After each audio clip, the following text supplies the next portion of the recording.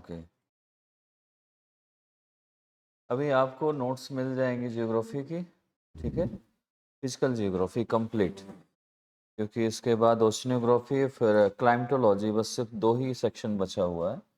Geomorphology complete हो चुका है आपका, ठीक है। सो ये अभी पूरी कंप्लीट क्लाइमेटोलॉजी तक की मिलेगी आपको, जिससे आप उसे स्टडी कर सकते हैं। और इसके साथ लास्ट हमने कहाँ तक पढ़ा है?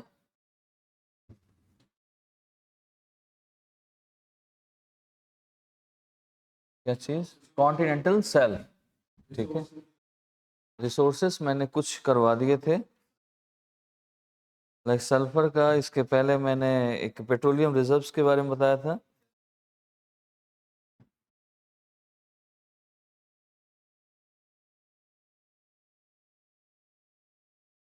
तो खुद से रिवीजन किया है, बुक में मिला है कहीं? टॉपिक दिया हुआ, ये आपका रॉक की जगह टॉपिक दिया होगा, जहाँ पर मिड ओशन रिज बन रहा है, जहाँ पर कॉन्टिनेंटल वो डाइवर्जेंस होगी थ्योरी, वहाँ पर ये दिया होगा एनसीईआरटी में। तो वहाँ पर क्या मिला है, कुछ क्या पढ़ा उसमें?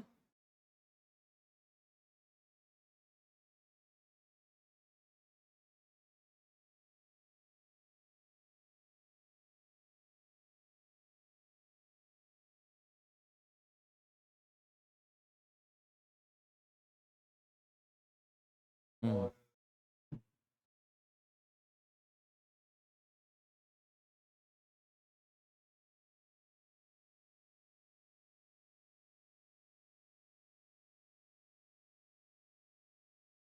ओशियन टू ओशियन वेरी करती है। जो फॉसिल्स वहाँ डिपॉजिट होते हैं और सेडिमेंट्स की वजह से वही बाद में पेट्रोलियम रिजर्व्स में कन्वर्ट हो जाते हैं, ठीक है। तो ये चीज़ें इसमें हमने देखी थी। लास्ट हमें आज फिर से इसमें थोड़ा सा करना है।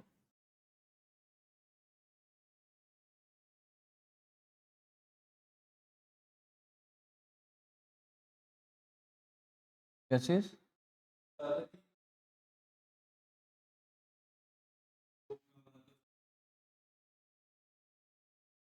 मैं वो समझा दूंगा। अभी जब स्लोप करेंगे फिर आपको कंटिन्यू राइज करेंगे, फिर तीनों में मैं कंपैरिजन करा के उसके हर चीज़ को मैं डिस्कस कर दूंगा, ठीक है। तो यहाँ पर सेल्फ तक की आपकी चीज़ें मालूम थी, और ये सल्फर बाकी चीज़ें कहाँ से आती हैं, क्यों आती हैं, रीज़न वोल्केनिज्म, ठीक है। नेक्स्ट इसी में एक पार्ट था कि सबसे रिच सल्फर सल्फर का सोर्स कहाँ पर है? Gulf of Mexico. Gulf of Mexico बारे में थोड़ा सा और भी चीज़ें मैं आपको डिस्कस कर देता हूँ। हाँ, इन्हें दे दो, बाकी रख देना, भी और आएंगे। तो दिख रहा हो तो देख लेना, अदरवाइज भी पीडीएफ शेयर करनी पड़ेगी।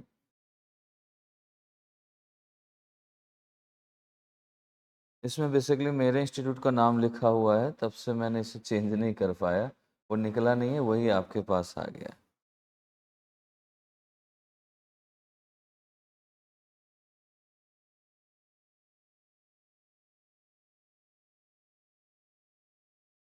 इसमें वो मिसिंग है, लैटिट्यूड लॉन्गिट्यूड वाला पार्ट, वो आपने खुद ही लिख लिया है, जिसका इतना ज़्यादा नीड पड़ेगी नहीं। तो इसमें प्लेसर डिपॉजिट्स रिसोर्सेस में, जैसे बाकी चीज़ों को हम थोड़ा सा और डिस्कस करें, तो इसमें क्या क्या चीज़ें होती हैं, कैसे आती हैं, कैसे बीचेस में प्रॉब्लम आती हैं, या क्या और भी चीज़ें इसमें ऐड होती हैं, या फिर रोड होता है, क्या क्या चीज़ें इसमें होती हैं, सारी चीज़ें। क्योंकि इसमें मैंने कल बताया कि 2 चीज़ें हैं। कौन सा? एक तो पहले हमारा ये सबसे अपर पार्ट है इसका, जहाँ पर सेडिमेंट्स रिवर से आ रहा है, डिपॉजिट हो रहा है, राइट। ये तो सिंपल सी बात है, आकर डिपॉजिट होगा और ये पूरा रीफ्स तक जाएगा और सारी चीज़ें होंगी, सिंपल सी बात है। लेकिन आपको ये भी ध्यान देना है कि सुनामी भी आती है, राइट, और हाई टाइड लो टाइड भी आता है, और अपने साथ ये भी इरोड करके ले जाता है चीज़ें काफ़ी। कई बार इरोड करता है, कई बार यहाँ की चीज़ें भी वहाँ फेंक के चला आता है, दोनों चीज़ें करता है। इससे भी कई सारी सिचुएशंस आती हैं, चीज़ें आती हैं, बदलती हैं। तो इसमें भी जब प्लेसर डिपॉजिट्स का वेव एक्शन से इरोड होता है बीचेस रॉक्स, जो आपके रॉक्स जो होते हैं बीचेस के पास, तो जितनी बार टाइड्स आएगा वो आएगा। आप सोचो, पानी अगर किसी में बार बार पड़ रहा हो, तो वो जो रॉक होगी वो इरोड होना शुरू हो जाती है, होती है कि नहीं? यहाँ पर भी इरोड होता है, तो रॉक से भी मिनरल्स निकलते हैं, ठीक है? बहुत सारा इरोजन हुआ और उसे इरोड हुआ और चीज़ें फिर आने लगी। ये ब्लिंक कर रहा है,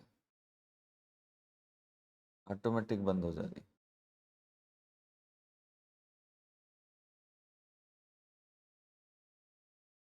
अब पता नहीं ये स्क्रीन पूरी ब्लैक हो जाती है फिर आती है।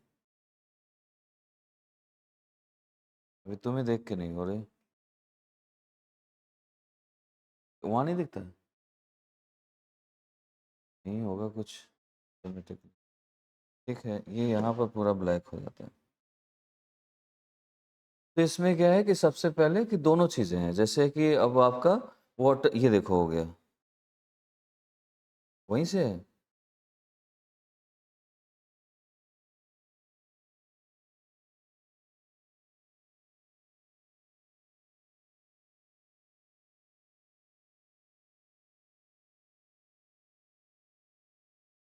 हम्म। तो इसमें क्या है, सारी चीज़ें एकदम, वाटर अगर इरोड कर रहा है, वेव्स आती हैं, तो वो वेव्स किसी टाइप की भी हो सकती है। अगर वो रॉक तक पहुंच पा रही है तो वहां से इरोड करके जा भी सकते, दोनों चीज़ें हैं। तो यहाँ पर आप लिख रहे हैं प्लेसर deposits, प्लेसर deposits, प्लेसर deposits wave action eroded the beach rocks, wave action, ठीक है? वेव एक्शन, वेव एक्शन में वेव के पास यहाँ पर कई सारे लिख दो, ocean waves,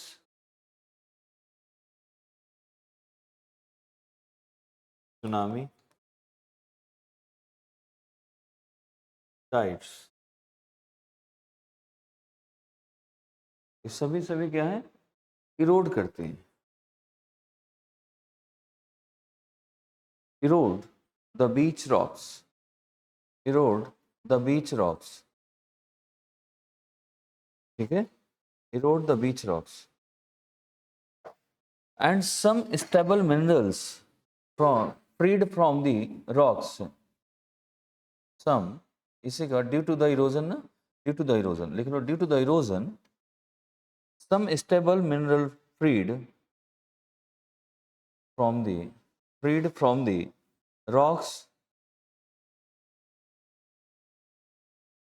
some stable minerals, जो उस रॉक के अंदर स्टेबल मिनरल्स है, क्योंकि सॉलिड है, सॉलिड के बीच में बहुत क्लोज पार्टिकल्स होते हैं जिससे वो फ्री नहीं हो पाता, लेकिन जब इरोड होता है ना, हाँ, इरोड होगा तो वहां से वो स्टार्ट होंगी चीजें निकलना बाहर, तो उसके जो मिनरल्स हैं जो उसके साथ परमानेंट उसमें लगे हुए स्टेबल मिनरल्स हैं जो पहले अलग नहीं हो सकते थे, लेकिन उस इरोजन की वजह से जो इरोड हो रहा है बार बार, वेदरिंग कह सकते हो, वेदरिंग से भी हो सकता है, वेदरिंग एंड आपके टाइड्स, वेव एक्शन से, दोनों से, ठीक है? तो ये दोनों से वहां पर जब उसमें बार बार चीजें पड़ेंगी तो उसकी जो बनी हुई चीज है स्टेबल है, वो भी वहां से फ्री हो जाती है।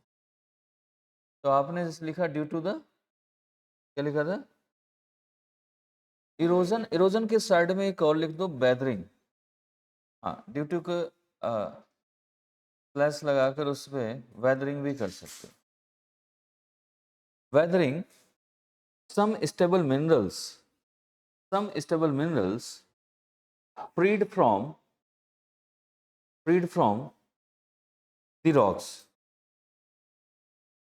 ठीक है?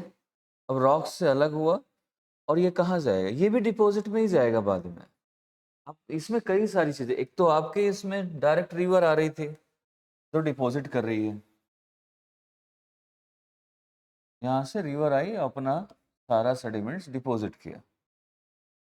दूसरा, अब यहाँ से ओशियन वेव्स गई और यहाँ जो आपके पत्थर हैं, जैसे आप देखोगे ना कभी यहाँ से मुंबई गए हो, मुंबई, हैदराबाद, कहीं कोस्टल एरियाज पर, वहाँ पर बैंड्रा जैसे फेमस ही है, तो वहाँ पर लोग जाते हैं घूमने, वहाँ पत्थर रखे होते हैं बहुत सारे, वो पत्थर बीचेस वाले पत्थर है, उनमें भी वहाँ तक टाइड्स पहुँचता है, तो टाइड्स हो या सुनामी हो वो क्या करेगी, इसको इरोड करेगी, इरोड करने के बाद फिर वाटर बह के तो यहीं आना है, तो ये सारा मिनरल्स फिर यहाँ पर आ जाएगा, यहाँ फिर से डिपॉजिट होना शुरू हो जाता है, तो मिनरल्स मिल जाएंगे। ये रॉक्स जो होंगे वो कैसे हो जाएंगे, मिनरल्स यहाँ से क्या हो जाएगा, फ्री हो जाएगा। ये पूरा कंप्लीट तो नहीं होता बट हो जाता है उससे चीजें ऐसे। तो ये कैसा कह सकते हो आप, minerals freed from the rocks, rocks से चीजें निकल, ये नहीं कि रॉक से सारी चीज निकल गई, लेकिन कोशिश करता है हर बार, धीरे धीरे इरोड होता जाएगा, और कुछ ऐसे हैं कि इरोड होके खत्म भी हो जाएंगे, तो वो ऐसी चीजें बदलती रहती हैं, ठीक है। तो यहाँ से इस चीज को लिखे, फिर इसके बाद कुछ समय बाद आप लिखेंगे wave wave shift the lighter material, waves shift the lighter materials more rapidly than heavier.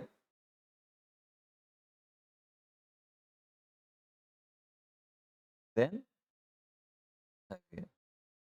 समझ आया इसका मतलब क्या है, कभी अगर खुद से समझना पड़े तो समझ आ रहा है, क्या समझ आया,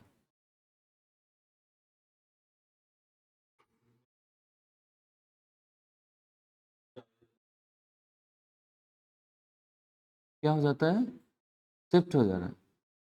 देखो सिंपल सी बात है, जब आपकी वेदरिंग पानी आप डालो कहीं पर, वाटर आप डालो वॉल पे कहीं पर, जो हल्का होगा वो वॉल के उसके साथ वाटर के साथ चला जाएगा, सेडिमेंट्स के साथ वहीं पानी तक जाएगा, बीचेस तक पहुंच जाएगा। जो भारी होगा पत्थर को थोड़ा ना घसीट पाता है। इसका मतलब है कि जो लाइटर जो मिनरल्स हैं वो तो शिफ्ट हो जाते हैं एक से दूसरी जगह, लेकिन जो हैवियर है वो शिफ्ट नहीं हो पाता, वो वहीं का वहीं पत्थर रह जाता है। समझ आ रहा है, ये उसका कहने का मतलब है कि लाइटर एलिमेंट्स जो होते हैं, और इसके पहले लाप्लास में मैंने बताया हुआ था कि लाइटर एलिमेंट्स एट द क्या होता है, surface, and heavier core.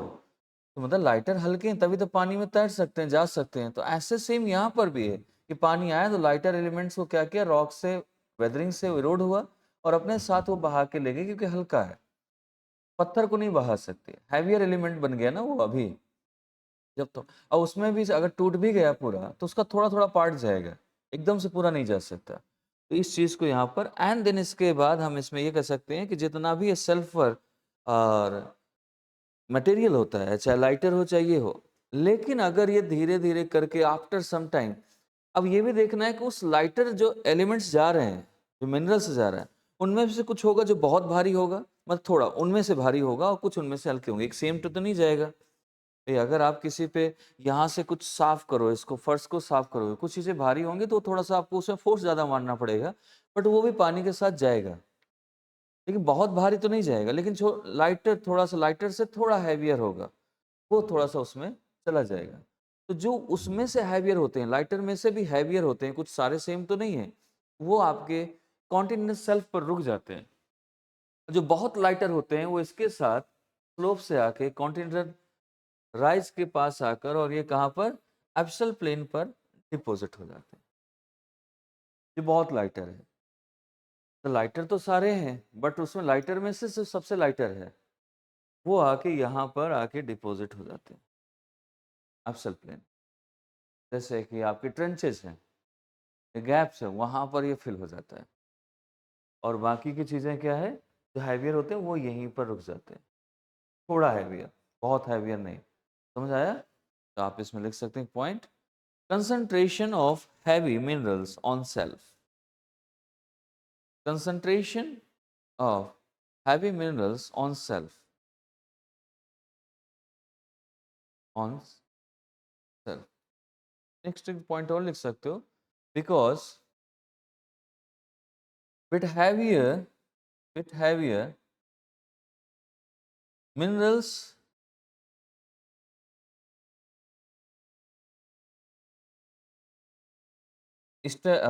stay on the continental shelf, and which minerals are very lighter, and which minerals are very lighter, they can flow and deposit at abyssal plane, at the abyssal plane, abyssal plain में deep ocean में जाकर रुक जाना। समझ आए? इसके लिए बहुत बार ये ऐसी चीज़ें होती हैं, और जो ये लाइटर बाद में नीचे चली जाती हैं, ये कई बार बहुत सारी चीज़ें, नई-नई चीज़ें बना देती हैं। जो ऐसे मिनरल्स बनाते हैं जो अर्थ में रेयर मिलती हैं। क्योंकि ये आपस में रिएक्शन हुआ या कुछ हुआ, अब बहुत सारे हमारे ये ओशन के नीचे बहुत सारे हमारे ऐसे मिनरल्स हैं जो हम निकाल नहीं पाते हैं, और बहुत दूर हैं जिसे हम निकालना बड़ा मुश्किल है, और निकालेंगे तो हो सकता है मरीन लाइफ डैमेज हो जाएगी, इसलिए परमिशन भी नहीं मिलती है। और ये रेयर अर्थ में आते हैं। रेयर अर्थ का मतलब होता है जो बहुत रेयर मिले। और रेयर अर्थ की अगर बात करते हैं तो वर्ल्ड में रेयर अर्थ सबसे नंबर 1 पे कौन है? मैंने बताया था पहले एक दिन, याद है? याद तो रहता ही नहीं है आपको। नहीं, नहीं, किसी को नहीं याद है? Rare earth. बताया था नंबर 1 पे कौन है? रेयर अर्थ है क्या चीज़? रेयर मिले तो रेयर अर्थ हो गया, लेकिन उसके नाम भी तो होंगे कुछ। और कहाँ-कहाँ मिलते हैं? मैं सबसे ज़्यादा कहाँ पर? नंबर 1 पे कौन-सी कंट्री है? बताया था मैंने, बट आपको याद नहीं। जब मैं बोलूँगा तब याद आएगा। तभी मैं कहता हूँ कि ब्रह्मी शंख पुष्पी पियो।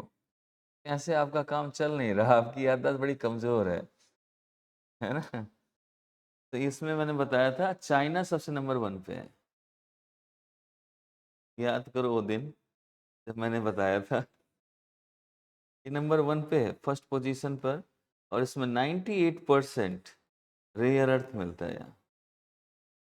1.5% इंडिया में मिलता है, और इंडिया सेकंड पोजीशन पे है, इतना मिलके भी। सिर्फ इतने में सेकंड पोजीशन पे है, ठीक है? और बाकी का जो 0.5% है, ये पूरे वर्ल्ड में छोटा-छोटा ढूँढोगे तो मिल जाएगा बाकी। रेयर अर्थ होता क्या है? रेयर अर्थ को बेसिकली बता दूँ, जैसे मोनाज़ाइट, थोरियम, सिलिकॉन, ऐसे टाइप की चीज़ें। आप ये देखोगे मैक्सिमम, इसीलिए यहाँ पर चाइना में सबसे ज़्यादा ये चीज़ें बन के आती हैं वहाँ से, ठीक है? बट ये मिलते किस जगह पे हैं? ये मिलते हैं कॉन्टिनेंटल शेल्फ के आसपास, यानी कोस्टल एरियाज़ पर। तो अगर इंडिया की बात करें रेयर अर्थ में, इंडिया में कहाँ मिलता है? जैसे केरला कोस्ट ऐसे। और इसके लिए गवर्नमेंट ने क्या किया था ना कि वो हमारी परमिशन भी ली थी। कई सारे हमारे जो गवर्नमेंट ने क्या परमिशन ली? जो इंटरनेशनल ऑर्गेनाइजेशन है उससे परमिशन गवर्नमेंट ने ली, और हमारे यहाँ की कंपनी ने इसको स्टार्ट किया था। 10 इयर्स के लिए मिला था, बट वो फिर 5 ईयर और आगे बढ़ा लिया ज़बरदस्ती में, दिया ही नहीं वापस। ठीक है? तो ये चीज़ें इसमें आती हैं, जैसे एक सबसे पहले मोनाज़ाइट। Monazite sand. मोनाज़ाइट वो भी है, मोनाज़ाइट सैंड से मोनाज़ाइट निकलता है, और ये बनता किससे? मोनाज़ाइट थोरियम से, ठीक है? रेयर अर्थ में ये केरला कोस्ट से निकलता है monazite. Source of thorium, source of thorium, ठीक है? सोर्स ऑफ थोरियम, ये कहाँ पर है? केरला कोस्ट। यहाँ पर हमें ठीक से मिल जाता है, केरला कोस्ट पर। थोरियम से मोनाज़ाइट, ठीक है? और ये ऐसा होता है, देखो दोनों चीज़ें हैं इसमें, ये पत्थर जैसा होता है। तो इसमें चाहे इसको उसमें कर दो या इसमें इस कर दो, दोनों एक का या केमिकल थोड़ा-सा केमिस्ट्री वाला सवाल है, लेकिन होता दोनों एक में ही है। अब ये पत्थर में ये थोरियम निकलता है, या थोरियम से ये मोनाज़ाइट निकलता है, लेकिन होता एक ही है, एक ही पत्थर में। ये मोनाज़ाइट थोड़ा-सा बड़ा-सा पत्थर, जितना बड़ा होगा उतना ज़्यादा इसमें मिनरल्स होते हैं। देखो मोनाज़ाइट दिखता कैसा है, वो मैं दिखा देता हूँ आपको।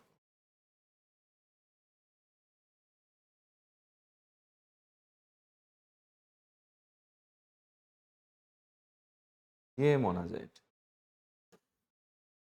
ये बहुत महँगी चीज़ है। इसके लिए हमारी गवर्नमेंट ने इसके लिए परमिशन भी ली थी, एक कंपनी को देने के लिए। और ये सब चीज़ें चाइना में बहुत मिलता है। ये है मोनाज़ाइट, ठीक है? और रेयर अर्थ है, ये सब जगह नहीं मिलता है ये सब चीज़। इसके बाद अगर ये थोड़ा-सा इसमें कॉन्टिनेंट शेल्फ पे बाकी जगह देखें इंडिया के बाद, तो आपके अलास्का में मिलता है गोल्ड, ये तो आपने पहले भी पढ़ रखा है। और ब्राजील और ऑस्ट्रेलिया मिलता है जिरकॉन। जिरकॉन। और डायमंड कहाँ है? साउथ अफ्रीका में।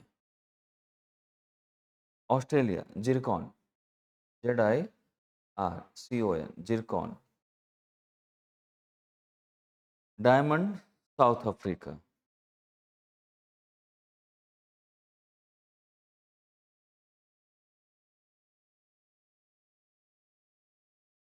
अब इसमें थोड़ा सा आते हैं दूसरी चीज़ों पर कि ओशन में और क्या क्या चीज़ें हैं। अभी हम जब मिनरल पढ़ेंगे तो ये सब चीज़ें पढ़ेंगे उसमें।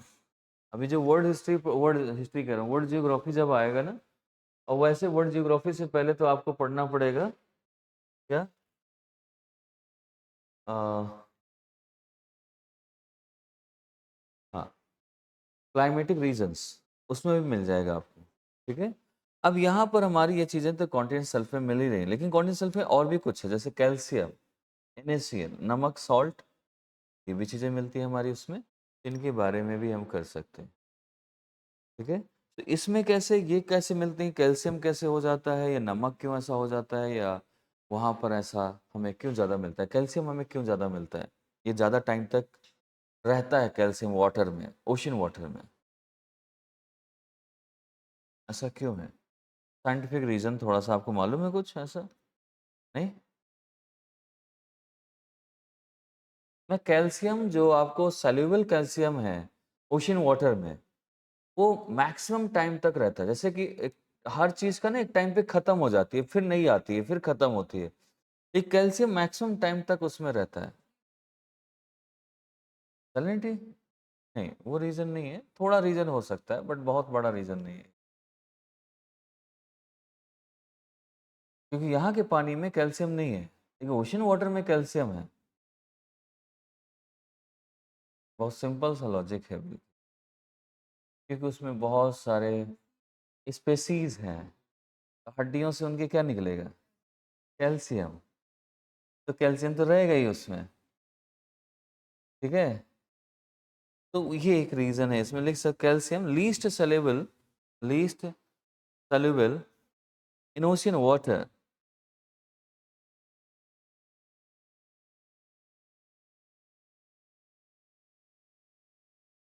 in ocean water and Peruvian coast कहाँ पर है? पेरुवियन कोस्ट कहाँ पर है मालूम है? मैप निकालो फटाफट अपना, मैप मैप यूज करना है। पेरुवियन कोस्ट अपने आप से ढूंढोगे कि मैं बताऊं? सर्च हो जाएगा। पेरू और चिले अगर निकल आएगा तो पेरुवियन कोस्ट मिल जाएगा, जिसको पेरू और चिली मालूम है।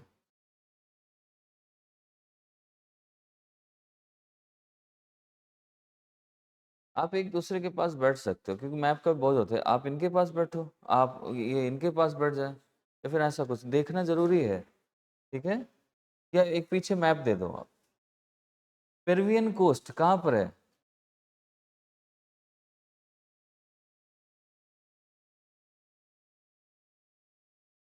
चिलियन पेरो। मोबाइल से देख के फिर इसमें नहीं ढूंढना है, वो तो इजीली ढूंढ लोगे, गूगल में डाला निकल आया लोकेशन और देख लिया फटाक से। है south America, right. South America में पेरू है और चिले है, यहीं पर है पेरुवियन कोस्ट है। ये सबसे ज़्यादा कैल्शियम रिच एरिया है, डिपॉजिट है, यानी Peruvian coast rich deposits of calcium and phosphate, दोनों का बहुत रिच डिपोजिशन है। मिल गया? डिपॉजिट्स ऑफ कैल्शियम,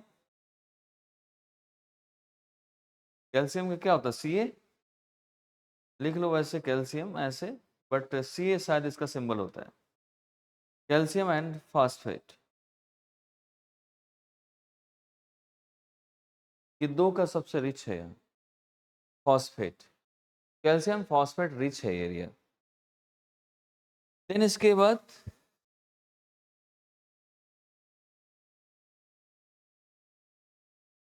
अब यहीं पर पेरुवियन कोस्ट या कहीं पर भी हो, एक चीज और है कि इसमें सबसे ज्यादा फिशेस मिलती हैं, जो ओशियन फिश होती हैं, खास करके। नदी वाली फिश में उतने सारे मिनरल्स नहीं होते, जो कि आपके ओशन वाले पे होते हैं।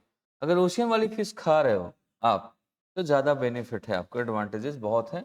उसी से मैक्सिमम मेडिसिन बनती है, ठीक है।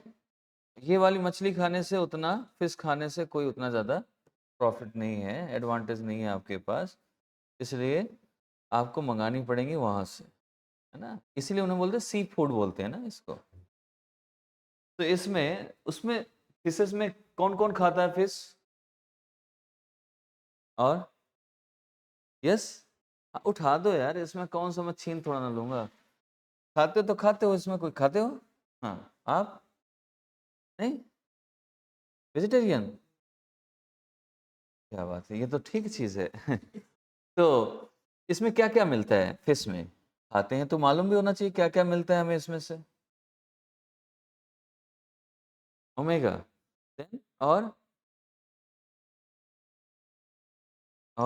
क्या चीज़ है? हैं? नहीं, वो तो अलग बात हो गई ना, essential fats and oils. Protein, और इसमें बहुत सारे जो वहाँ की फिशेस है उनमें खास करके, जैसे नाइट्रेट, फास्फेट, लिख लो, nitrate. Fishes are rich in nitrate, phosphate, high protein, ये सब मिलता है वहाँ की फिशेस। इसीलिए जापान के लोग उड़ते रहते हैं ऐसे हल्के से, खाते रहते हैं, वही व्हेल मछली खाते हैं। So nitrate, phosphate and high protein, और किस में यूज होती हैं ये? मेडिसिनल यूज में, मेडिसिनल के लिए यूज की जाती है,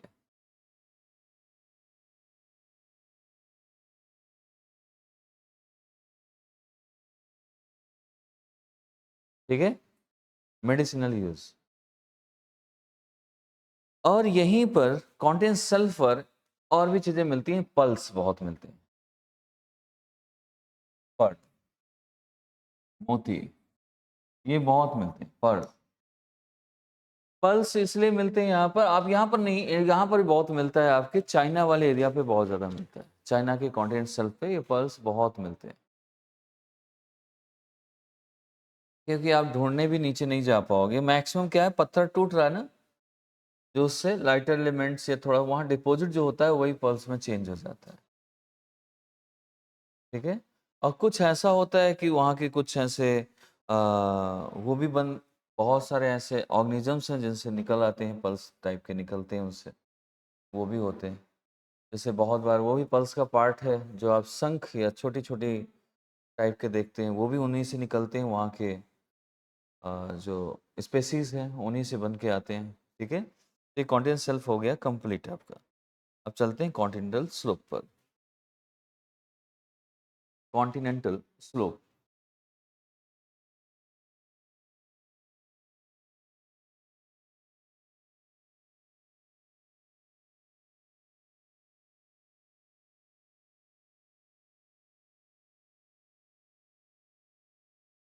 अब हमें इसकी डिस्कस करनी है, ये कॉन्टिनेंटल स्लोप।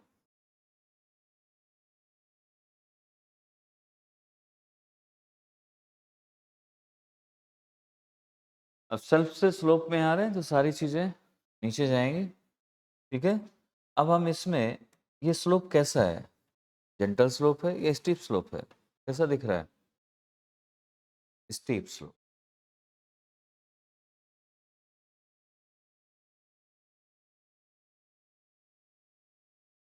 ये स्लोप स्टीप स्लोप है। अब यहाँ कोई भी चीज़ रुकेगी नहीं जल्दी, जो भी आएगी वो सीधा नीचे जाएगी, कॉन्टिनेंटल राइज या फिर एब्सल प्लेन पर, ठीक है। तो यहाँ पर जब ये चीज़ें नहीं आएंगी, और ये होता कैसे, क्यों सारी चीज़ें बह के जाती हैं, यहाँ से मैक्सिमम सेडिमेंट्स किसका जाएगा, जिस रिवर में मैक्सिमम वाटर होगा, वो रिवर अगर वाटर ज़्यादा लेके आती है, तो अपने साथ जो सेडिमेंट्स लेके आती है, वो क्या करती है, वो तेज़ी से अपने सेडिमेंट्स को धक्का मारती है और सेल्फ से नीचे तक पहुंचाती है। बाकी सेडिमेंट्स डिपॉजिट है कुछ, तो जो ह्यूज वॉल्यूम वाला रिवर है, वो उसका सेडिमेंट्स कभी भी कॉन्टिनेंट सेल्फ पर बहुत रेयर है जो थोड़ा बहुत रुकता हो, मैक्सिमम नीचे आकर, और नीचे आके कहाँ डिपॉजिट हो जाता है, इस जगह पर, तो जो मर्जर एरिया है जहाँ पर यहाँ पर अगर कोई भी ऐसा ट्रेंचेज या कुछ भी है, वो यहाँ पर क्या होता है, फिल हो जाता है इससे। तो ये इसीलिए कभी भी कॉन्टिनेंट और ओशन के जो मर्जर एरिया है ना, ये वाला मर्जर एरिया जहाँ से कॉन्टिनेंट राइज हो रहा है और ओशन बना, यहाँ पर कभी भी आपको ट्रेंचेस नहीं मिलेंगी। ये खास बात है पूरे वर्ल्ड में कहीं पर भी। रीजन है ना कि यहाँ से आया सेडिमेंट्स, और ये सेडिमेंट्स उससे आया और यहाँ पर क्या हुआ, ये डिपॉजिट हो गए। तो जो भी होगा ये सारी चीजें फिल हो जाएगी। तो ट्रेंचेस तो हो ही नहीं सकता यहाँ पर, ट्रेंचेस होगा भी तो फिल हो जाएगा। समझ आ रहा है ना? और अंदर ट्रेंचेज हो सकती है, लेकिन जहां से कॉन्टिनेंट ये मर्ज मर्ज हो रही होंगी वहां से नहीं होगा। तो ये है, इसमें बहुत सारी बड़ी रिवर्स लेके आती हैं, वो मैसिव लैंडस्लाइड्स कराती हैं।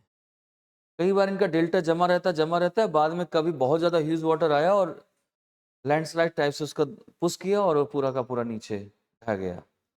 या फिर यहाँ पर बाकी छोटी रिवर्स का या ऐसे, क्योंकि ऑल टाइम इनसे ह्यूज वाटर नहीं रहता, कभी ज़्यादा कभी कम, जैसे मेल्टिंग के ऊपर है। रेनफॉल भी आ जाता है कई बार, जैसे अभी आप रेनफॉल के टाइम पे देखो, जैसे हुगली रिवर है। हुगली रिवर ऐसी रिवर नहीं है कि कोई वो बनी है नई आई है कहीं से, वो डिस्ट्रीब्यूटरी है गंगा की। ट्रिब्यूटरी तो होती है जो आगे जुड़ती है, डिस्ट्रीब्यूटरी जो उसी से निकल के बाहर निकल जाए। तो गंगा में इतना वाटर आ जाता है कभी कभी फ्लड से, जिससे एक नई रिवर बन जाती है और उसी का पानी कभी सही जा नहीं पाता, उसमें इतना प्लेस नहीं है, उसमें जगह नहीं है जिससे वो वाटर पूरा लेके जा पाए, कैरी कर पाए। तो जहाँ भी जगह मिला वहां से एक नई रिवर बनी है, उसको कहेगा Hooghly river. Hooghly river, not Hooghly, Hooghly river हो गया। ठीक है। तो ऐसे ही जब वाटर ज्यादा आता है तब ये पुश करता है और सारे लैंडस्लाइड करा देता है वहां पर। ठीक है। तो इसमें भी लिख लेंगे massive landslides of terrigenous deposits.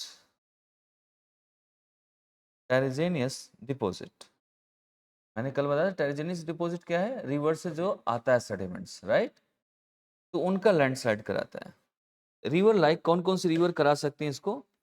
River like Ganga, Indus, Mississippi, Ganga, Indus, Mississippi,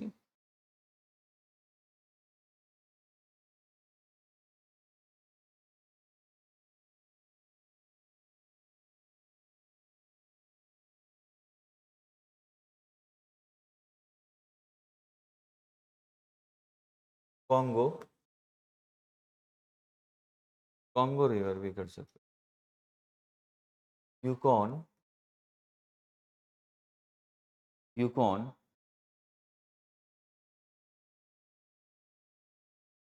okay, have created submarine canyon, have created submarine canyons. Canyons means like delta type का एक क्रिएट करती है, बाद में उसे पुश करके नीचे लैंडस्लाइड टाइप से गिरा देती है। ठीक है।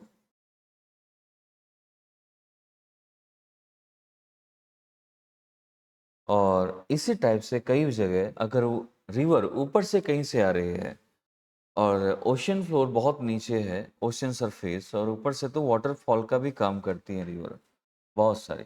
अपने यहाँ वैसे सबसे हाईएस्ट वाटरफॉल कहाँ है इंडिया में, और कौन सा है? नहीं। ओके, एनसीईआरटी आपने फिर कैसे पढ़ डाली? आपको याद नहीं रहती चीजें? आप एनसीईआरटी पढ़ भी डाले हो फिर इसके बाद याद भी नहीं है।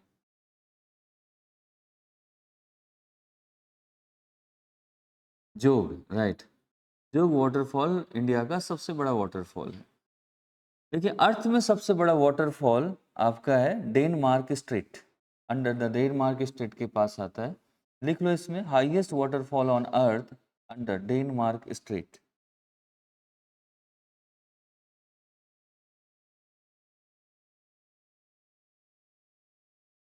Highest waterfall on the earth that is under Denmark strait, Denmark strait. हाँ।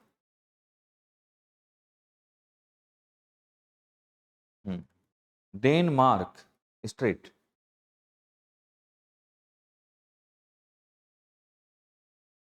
और इसका नाम है, नाम लिख सकते हो इसका, एंजल फॉल्स, एंजल फॉल्स। ठीक है। वैसे डेनमार्क इसका स्ट्रेट है जो एक दूसरे को जोड़ती है, वहाँ पर ये लोकेटेड है, वहाँ पर ये गिरता है, इसलिए इसका नाम ऐसा दे डेनमार्क स्ट्रेट बोल दिया गया कि अंडर डेनमार्क स्ट्रेट के पास वो गिरती है वाटरफॉल।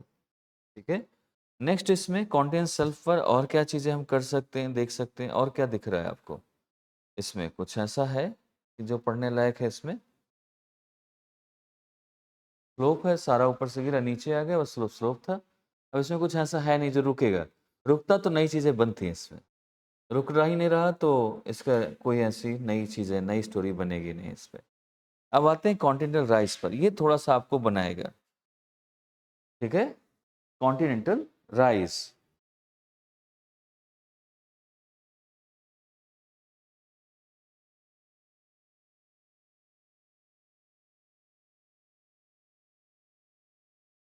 मैंने कॉन्टिनेंटल राइज को बोला था कौन सा एरिया है ये?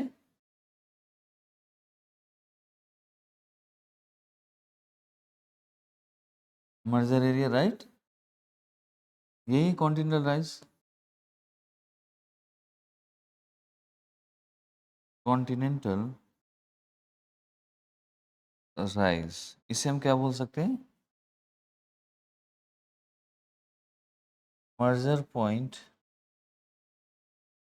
ऑफ कॉन्टिनेंट एंड ओशियन, या फिर इसे हम बोल सकते हैं ट्रांजिशन, राइट? ट्रांजिशन एरिया है ना?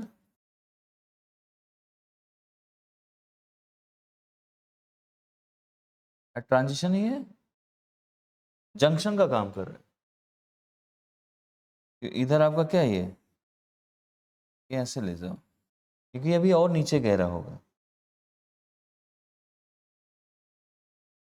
ट्रांजिशन, ये भी और गहरा होगा, तो ये जो गहरा होता जा रहा है ये एप्सियल प्लेन में आ जाएगा, यहाँ से जुड़ेगा, यहाँ पर ज़्यादा गहरा, यहाँ पर ट्रेंचेज बन सकती हैं, ट्रेंचेज होती हैं, बट ये ट्रेंचेज क्या होती हैं, ये सारी की सारी फिल हो जाती हैं, किससे?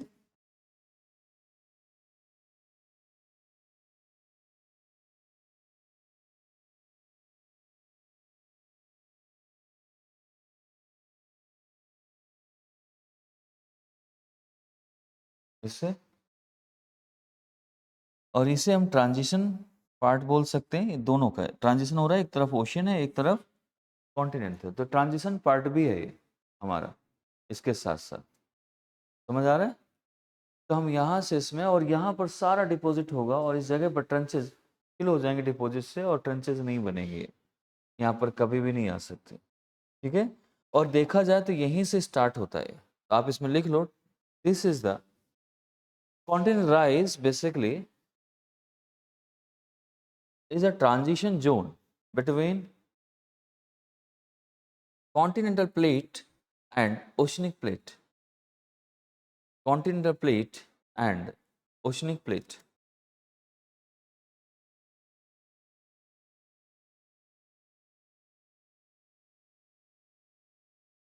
Continental plate and oceanic plate. Okay, and there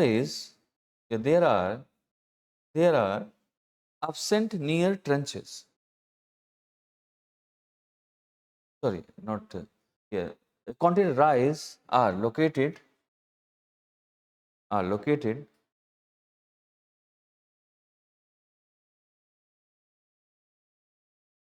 where trenches are absent.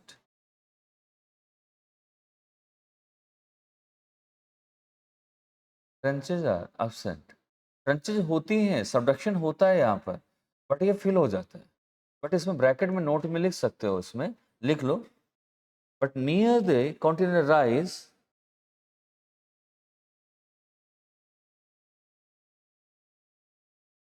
subduction is possible, so trenchage is also possible, but deposition of sediments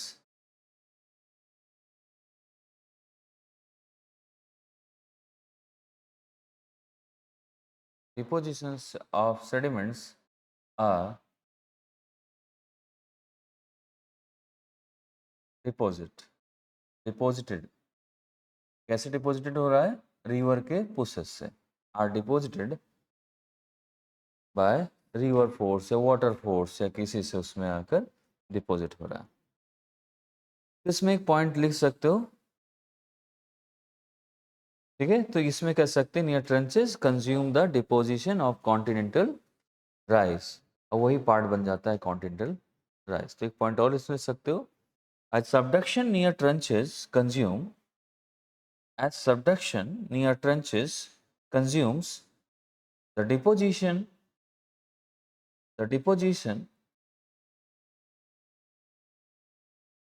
of continental rice,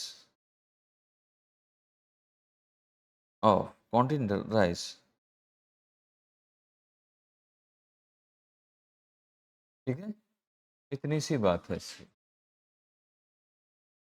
बस ये बॉटम वाला, ये वाला पार्ट फर्स्ट खत्म है। इसे 3 पार्ट में हमने डिवाइड किया। सेकंड का था मिड ओसनिक रिज, ऑलरेडी आपने पढ़ रखा है, उसको पढ़ने की जरूरत है इस बार, है? नो, लेकिन आना आता होना चाहिए, नो कहने से नहीं होगा।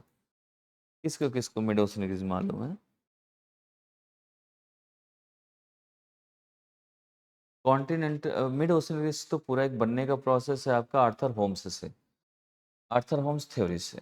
वही सी फ्लोर के टाइम पे जब बनती है, सी फ्लोर में बनती है मिड ओशन रिज, वही है।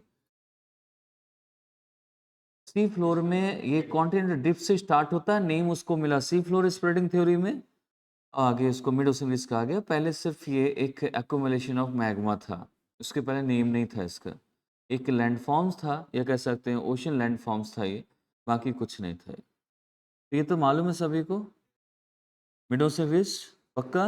बताओ कहाँ पर? मिड ओशन में? किस लिए, कैसे बनता है मैग्मा, बाहर कैसे आता है? Convectional current cell theory, good. चलो इसे याद है इस चीज को, ये अच्छी बात है। नेक्स्ट हमारा deep ocean plain, deep ocean plane.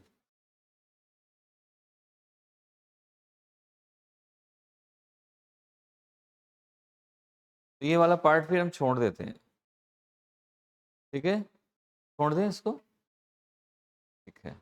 मतलब मिड ओशन रिज वाला पार्ट। अब आता है अब्शल प्लेन। अब्शल प्लेन मतलब डीप ओशन प्लेन कह सकते हो या अबिशल प्लेन बोल सकते हो। ये आपके उसमें दिया होगा एनसीईआरटी में, लेकिन मैं थोड़ा सा ज़्यादा कराऊंगा इसको, जिससे आपको समझ आ जाए। वैसे अगर देखा जाए अब्शल प्लेन, अब्शल प्लेन कौन सा होता है? जो सबसे ज़्यादा गहरा वाला पार्ट है, डीप वाला पार्ट है वो पूरे ओशन में। तो पूरा ओशन वैसे कितने परसेंट पे है अर्थ के? 71%। 71% जितना भी है ये ओशन का पूरा 100% हुआ, राइट? इस 100% ओशन में 40% एब्सोल्यूट प्लेन है।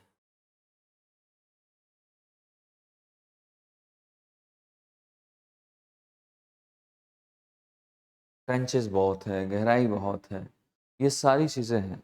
और आपको मालूम है लैंडफॉर्म से ज़्यादा, अगर टेरेस्ट्रियल लैंडफॉर्म की बात करें कॉन्टिनेंट की, उससे ज़्यादा डाइवर्स है यहाँ। ट्रेंचेज इतनी है कि पूछो नहीं। कई बार अगर आपने धोखे से ऐसा सोचो कि नहीं घूम लेते हैं, टहल लेते हैं वहाँ, और तो वहाँ पर साथ में आप जब कभी जाते हो ना सी के नीचे, वो सारा पहन कर अपना, अगर वहाँ पर आपके इंस्ट्रक्टर नहीं है तो आपको ना जाने कौन सा जानवर खा के निकल जाएगा। बल्कि वो आपके वो लगाए जाते हैं सेंसर, जिससे वो नहीं आते पास में, डरते हैं। लेकिन जब ऐसी जगह जाओगे तो आप खुद ही डर के मारे वहीं पर सांसें रुक जानी है, वैसे खुद ही डर के मारे। क्योंकि जब आप कभी हो सकता है जानकारी करते करते आप उसमें मरियाना ट्रेंचेज इनमें घुस गए। मरियाना ट्रेंचेज आपके माउंट एवरेस्ट से भी नीचे गहरी है। मरियाना ट्रेंचेज की जो डेप्थ है वो 1122 मीटर है, इतनी गहरी है अर्थ में नीचे। अब यहाँ इतने नीचे जाने के बाद आपका दिमाग काम ही नहीं करेगा कि क्या करूँ मैं, वहाँ पर कौन कौन से साइड से निकले। भले ही वो आपको काट नहीं पाएंगे, चीज़ें आपको टच ना करे, लेकिन साथ में सामने से दिखे एक एक हैवी सा जानवर या अजीब सा जानवर, तो उसके लिए दिल मजबूत होना बड़ा ज़रूरी है। नहीं तो वहाँ पर देखते-देखते ऐसा लगेगा कि बस आज तो गए अब यहीं पर। वैसे मोदी जी भी गए थे नीचे, देखा था आपने? नहीं? क्योंकि द्वारिकाधीश का मन जो टेम्पल है वहाँ बहुत पहले कहते हैं द्वारिकाधीश का समुद्र में दब गया है। जो द्वारिकाधीश जब कृष्ण भगवान थे, उसको देखने गए थे वहाँ पर द्वारिकाधीश को, पहन के पूरा, वो घूम के आए। वो इस एज में सारे वो ऐश कर रहे हैं जो बच्चे करते थे, सारे शौक पूरे कर रहे हैं क्योंकि बचपन में कर नहीं पाए, गरीबी से गुज़रे हुए हैं। वो चीज़ें मिली नहीं उन्हें उस टाइम पर। जब मिलना स्टार्ट हुई तो उन्होंने कहा अब मौका है, कर लो, मरना तो है ही। उनके साथ के सभी मर गए हैं। आस-पास जिस एज में है ऐसे मैक्सिमम लोग उनके साथ के जा चुके हैं। जैसे अरुण जेटली चले गए, ऐसे बहुत लोग हैं जो जा चुके हैं यहाँ से, कि अभी ये ज़िंदा है। तो अब ये सारे शौक पूरे कर रहे हैं। उनके कपड़े देखो आप, कपड़े बहुत महँगे होते हैं उनके। दिन भर में 2-3 बार ड्रेस चेंज करते हैं। नहीं पहले कहाँ था, एक कुर्ता पहन के निकल जाना है, पोस्टर लगाते रहना है। वैसा भी काम किया है इन्होंने, पोस्टर लगाने से लेके। इसके बाद आज खाने की डाइट देखो उनकी, बहुत अच्छी डाइट है। मशरूम खाते हैं 80,000 रुपए किलो वाली, ठीक है? जो आपके जम्मू कश्मीर से पत्थरों के बीच से निकलती है वो मशरूम। तो वो हेल्दी चीज़ें खाते हैं, हेल्दी खुद है हेल्दी रहते हैं, सारी चीज़ें ठीक है उनकी। अब वो सारे चीज़ें पूरा ऐसा वर्ल्ड में कोई ऐसी कंट्री नहीं बची होगी जहाँ वो ना गए हों। वो तो सोचते रहते हैं इसमें गए हैं? पायलट से पूछते हैं। नहीं इसमें साहब नहीं गए, उतार दो फिर यहीं पर, देख लेते हैं थोड़ा-सा। यही रह गया लगता है मुझसे, है ना? बाकी क्या ही होगा ध्यान तो दे नहीं रहे अभी जैसे कि अब पाकिस्तान बन गया है इस समय अध्यक्ष, तो ध्यान दिया होता तो कहाँ से बनता? ये थोड़ा घूमने टहलने में रह गए और एक्टर तो है ही हैं, काफ़ी बड़े। उनको ये मालूम है सामने वाला आदमी कूल कैसे बनता है, कि हमारी जो पब्लिक है बड़ी जल्दी इमोशनल हो जाती है। अब वो इसी चीज़ को जानते हैं। अब ये हमारा एक ऐसा रोल है लाइफ में ह्यूमन का, ह्यूमन अजीब ह्यूमन होता है कि किसी भी चीज़ का बिना जाने पूछे फॉलोवर बन जाता है, बड़ा अजीब-सा। वो उसमें इफ बट नहीं लगाता है, रिसर्च नहीं करता कि राइट एंड रॉन्ग, एथिक्स नहीं देखता उसपे। जैसे आपको देखा जाए आपके ओशो, रजनीश ओशो को जानते हो आप? नहीं, बहुत बड़े फिलॉसफर थे और इन्होंने इतने बड़े इनके लोग पीछे तो जान दे देते थे लोग और इन्होंने इतने फॉलोवर बने कि अमेरिका में यूएसए में ये एक पूरा शहर बसा दिया, रजनीश शहर, सिटी बन गई पूरी। फिर वहाँ से यूएसए गवर्नमेंट ने इनको बैन किया कि यूएसए में इनको एंट्री नहीं दो, हटाओ यहाँ से। पूरी यूएसए की पब्लिक, बाहर की पब्लिक सब उनके पीछे दौड़ पड़ती थी, रोने लगती थी, कट के मरने लगती थी। अजीब अजीब सा है वो सीन, समझ नहीं आता ऐसा क्यों करते हैं? जैसे मैं कभी-कभी माइकल जैक्सन का कई-कई गाने उसमें लोग रो रहे हैं, गिर रहे हैं। क्यों ऐसा कर रहे हैं? समझ ही नहीं आता ऐसा क्या कर दिया उसने? ऐसा गाने में क्या बोल दिया है कि जो आपको रोना आ रहा है, जो आप चिल्ला रहे हो गला फाड़-फाड़ के, ऐसा लग रहा है कोई मर गया है। ऐसा क्या उसमें ऐसा क्या लॉजिक है? और इतने नहीं, इससे ज़्यादा बेवकूफ़ लोगों को अभी लॉकडाउन में इसमें राजेंद्र मुखर्जी नगर के पास एक जीटीबी नगर पड़ता है। मेट्रो है, जीटीबी नगर मेट्रो, जहाँ से उतरते हैं और मुखर्जी नगर पहुँचते हैं।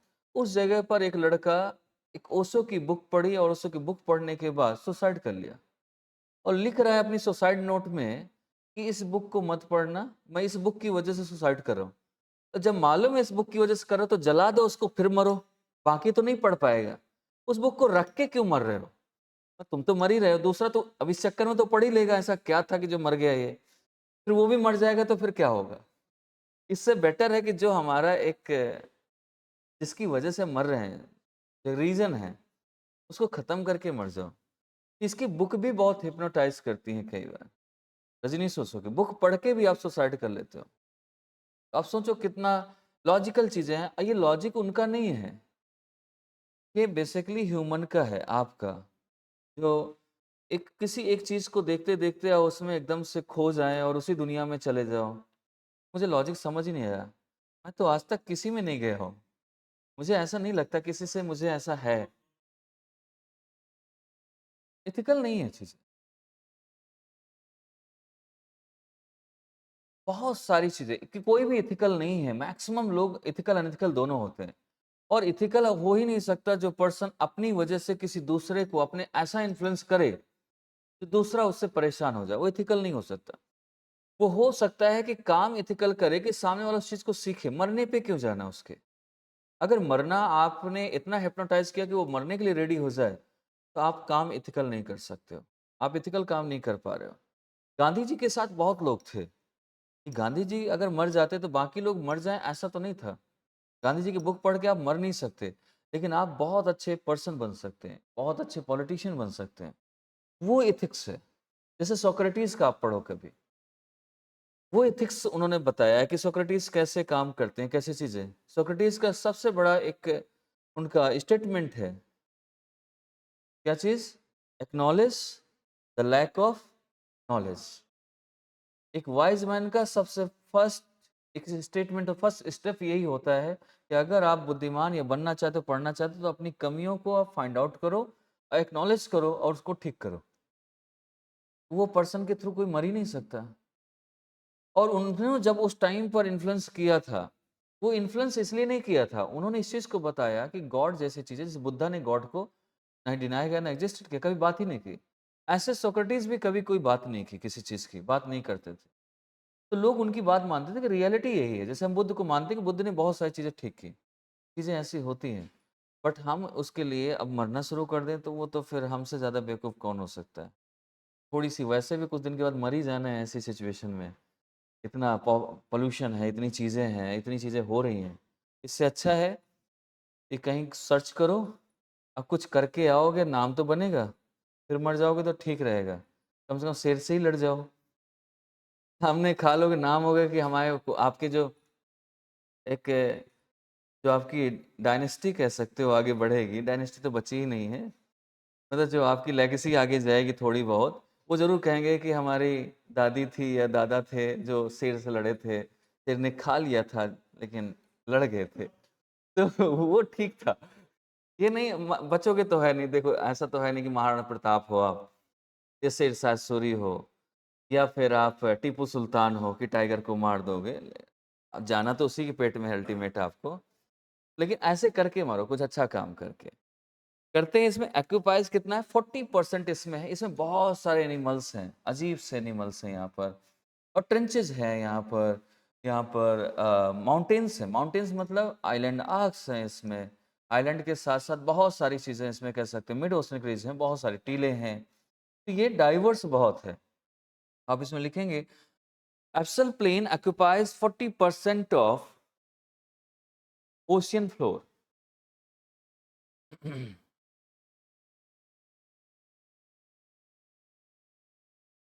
And axial plane, tremendous diversity. In the axial plane, tremendous diversity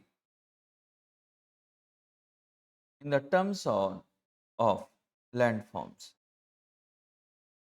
In the axial plane, tremendous diversity in the terms of landforms.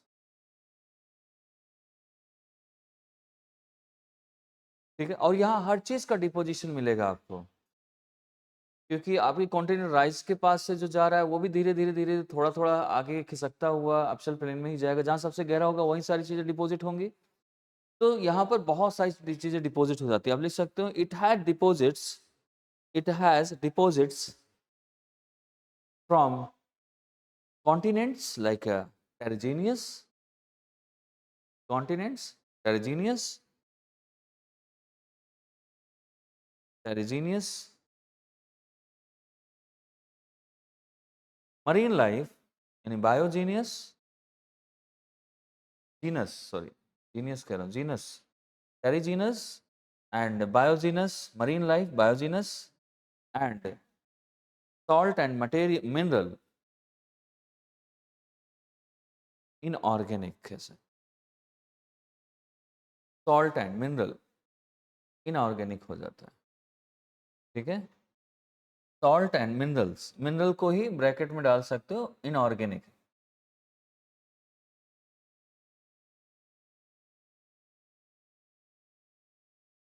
Landforms तो मैंने एक्सेल प्लेन के अभी लैंडफॉर्म्स मैंने जैसे कि मिड ओशन रीज बताए हैं, आइलैंड आर्क्स बताए हैं, और ट्रेंचेस के बारे में। तो यही है इसका लैंडफॉर्म्स, और क्या इसके बारे में डिस्कस हो चुका है, पूछ लेना मुझसे। उसके छोटे छोटे पॉइंट्स को टीलों के अलग अलग नाम दिए गए हैं, उनके बारे में पूछा गया है इसमें। तो वो बेसिकली आप मुझसे कभी पूछ लोगे वो बता दूंगा, ठीक है। इसीलिए तो एनसीईआरटी थोड़ा बहुत कहीं कहीं बीच में, वैसे इसमें नोट्स में दिया होगा वो सारी चीज़ें। मिल गई है, मैंने दे दिया है, आप लोग लेट आए थे इसलिए नहीं मिला, रखी हुई है, ले लेना बाद में, ठीक है। नेक्स्ट इसमें रिसोर्सेज फ्रॉम अपशल प्लेन्स, रिसोर्सेज क्या क्या है?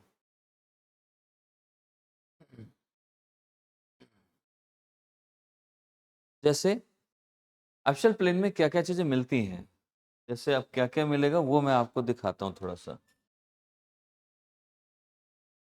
पीएमएन मिलता है, पीएमएन जानते हो? नाम ही फर्स्ट टाइम सुन रहे हो।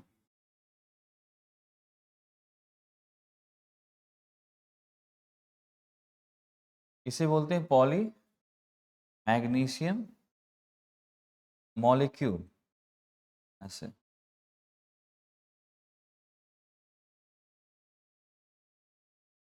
ये पॉलीमेटेलिक नोड्यूल्स, इसे ये बोल सकते हैं। दूसरा इसका यहाँ पर होगा इसका पूरा जो मैंने बताया, ये तो नाम है थोड़ा सा नहीं दिया, चलो मैं बता देता हूँ। ये वैसे एक दूसरा नाम इसे देते हैं पॉलीमेटेलिक नोड्यूल्स। इसके अंदर होता है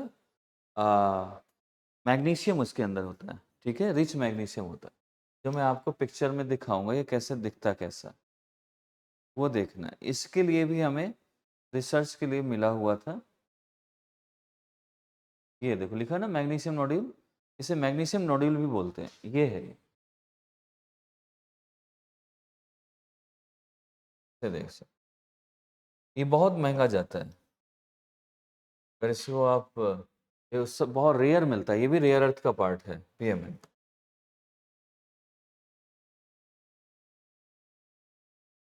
ये ये पीएमएन, इसमें मैग्नीज नोड्यूल्स इसे कह सकते हैं, और इसमें मैग्नीज की जो क्वांटिटी है बहुत ज़्यादा है। तो आप इसमें क्या, resources from abyssal plain that is PMN, जिसे हम polymetallic nodule or magnesium nodule,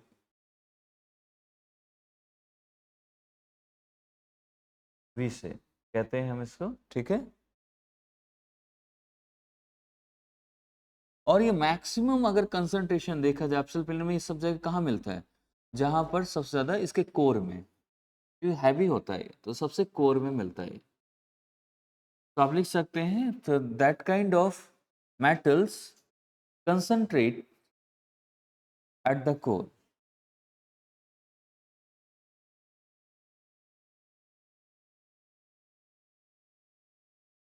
and depth of axial plane that is 4000 to 6000 metre. ये नॉर्मल एब्सल प्लेन की डेप्थ है, ठीक है। अगर ट्रेंचेस के हिसाब से जाएंगे तो 11,000 तक गई हुई है depth, 4000 to 6000 metre,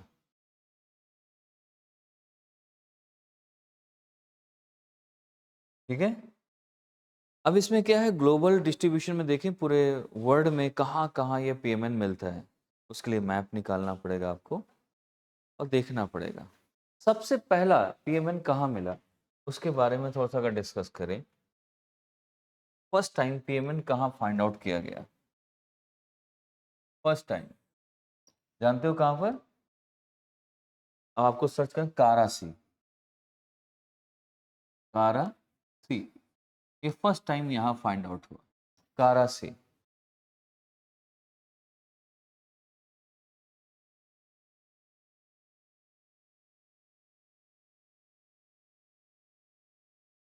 कारासी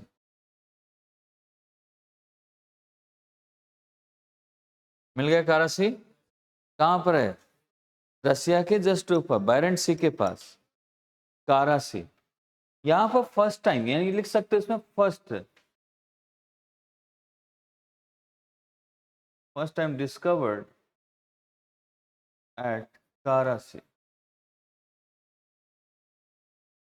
first found at Kara Sea. Second हमने यहाँ पर एक और जगह पाई, दूसरा इसी टाइम पर, सर्च के टाइम पर फर्स्ट यहाँ मिला। उसको भी कभी कभी फर्स्ट बोलते हैं क्योंकि दोनों एक साथ ही आसपास मिले थे एक ही टाइम पर, जिसे बोलते हैं आर्कटिक सी, आर्कटिक सी। आर्कटिक सर्कल पे मत जाना, आर्कटिक ओशियन या आर्कटिक सी है ना, ऐसा कुछ आर्कटिक ओशियन होगा ऊपर, ओशियन, उस पे मिला था ये। Arctic ocean.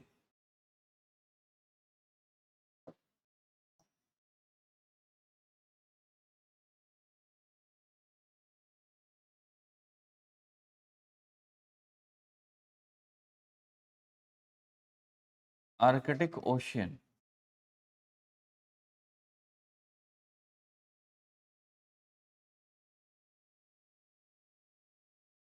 और ये इतने महंगे होते हैं इकोनॉमिकली, बहुत महंगा। अगर जिसके सी में मिल जाता है जिस एरिया पे, और अगर वो इसे वो एक्सट्रैक्ट कर रहा है वहाँ से, तो एक्सट्रैक्शन के बाद जब वो उसको निकालता है इससे चीज़ें मिनरल्स और बेचता है तो बहुत महंगा जाता है। इकोनॉमिकली वो उसे बूस्ट कर देता है इसको। ठीक है, तो ये क्या है, पहला तो ये क्या है, एक पीएमएन। पीएमएन में पॉलीमेटेलिक नोड्यूल या फिर मैग्नीज नोड्यूल, क्योंकि मैग्नीज की इसमें क्वांटिटी ज़्यादा है इसमें। ठीक है, तो फर्स्ट फाउंड इन कारा सी एंड सेकेंड आर्कटिक ओशियन। अब listen, these nodules are found in these nodules are found in all the ocean,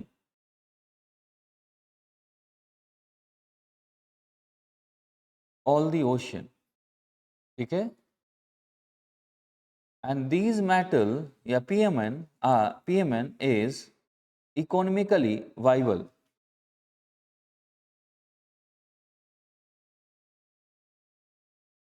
economically viable. ठीक है, ये इकोनॉमिकली आपके लिए बेटर है। वाइबल, वाइबल बोलते हैं इसको, वाइबल, वाइबल कर सकते हो इसको, वाइबल। तो वाइबल हमारा ये है क्योंकि इकोनॉमिकली ये बहुत महंगा जा रहा है, इसलिए इकोनॉमी आपकी बढ़ा सकता है। ये पूरे ओशन में मिलता है, ऐसा नहीं है, बट ये है कि कहाँ पर मिल रहा है। वो ऐसी पोजीशन पे है, एक्सट्रैक्ट हो सकता है कि नहीं हो सकता। अगर एक्सट्रैक्ट नहीं हो सकता तो बेकार है आपके लिए, कि उस जगह मशीनरी लगाना। मशीनरी के बाद नुकसान बहुत है। कर तो लेंगे क्योंकि आज की डेट में साइंस इतनी हो गई कि कहीं भी होगा तो निकाल लेंगे हम, लेकिन उसके साथ साथ जो मरीन हेल्थ है उसको नुकसान होना शुरू हो जाएगा, क्योंकि उसकी मशीनरी से, उसकी आवाज़ से हो सकता है बहुत सारे वो डिस्ट्रैक्ट होंगे, भागेंगे, एक दूसरे को मर सकते हैं। या मशीनरी चल रही है उसके आके बीच में मर जाएं, या फिर ऑयल अगर उसमें लग रहा है तो ऑयल स्पिल भी हो सकता है, उससे मर सकते हैं, फोटोसिंथेसिस नहीं जाएगा, ऑक्सीजन नहीं जाएगा, तो बहुत सारी प्रॉब्लम्स आ सकती हैं। तो ये हम कोस्टल एरियाज या कुछ दूर तक ही हम इसे कर सकते हैं। जैसे अगर इंडियन ओशन में देखें, ये सेंट्रल इंडियन ओशन में मिलता है, ये पीएमएन की पोजीशन। अगर इंडियन ओशन बात करें, सेंट्रल इंडियन ओशियन में ये मिल रहा है। और अगर हम इसके बाद पैसिफिक में देखें तो eastern Pacific ocean, eastern Pacific ocean, यहाँ पर Indian Pacific ocean, eastern Pacific ocean, यहाँ पर भी मिलता है। अब इसके लिए जब ये चीज़ें हुई तो इसमें पीएमएन में जो छोटे और कौन कौन सी चीज़ें मिली होती, वो एक तो मैग्नीज सबसे ज़्यादा है। इसके कुछ पीएमएन के आगे आगे जितनी भी चीज़ें इसमें कौन कौन सी मिली हैं मिनरल्स, उनके नाम लिख लो आप, जिससे याद रहे, अगर कहीं पूछे इससे तो आप कर सकते हो।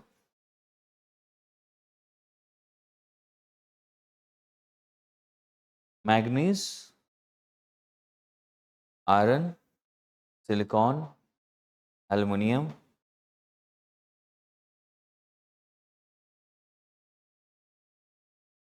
Manganese, iron, silicon, aluminium, nickel and cobalt, इसका मिक्सर है जिसमें से मैग्नीशियम सबसे ज़्यादा है।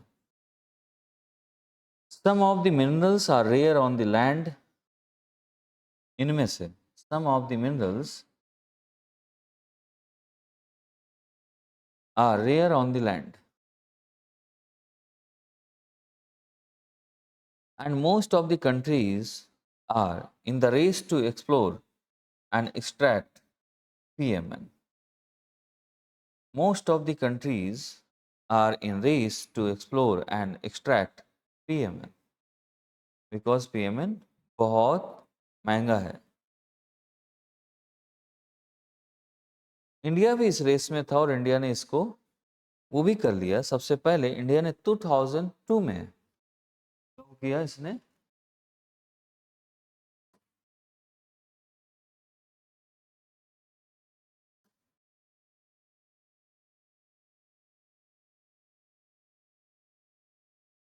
इंडिया ने 2002 में परमिशन ली थी ये पेमेंट को एक्सट्रैक्ट करने के लिए। ठीक है, तो आप इसमें लिख सकते हो 2000, इन 2002 इंडिया गॉट अप्रूवल फ्रॉम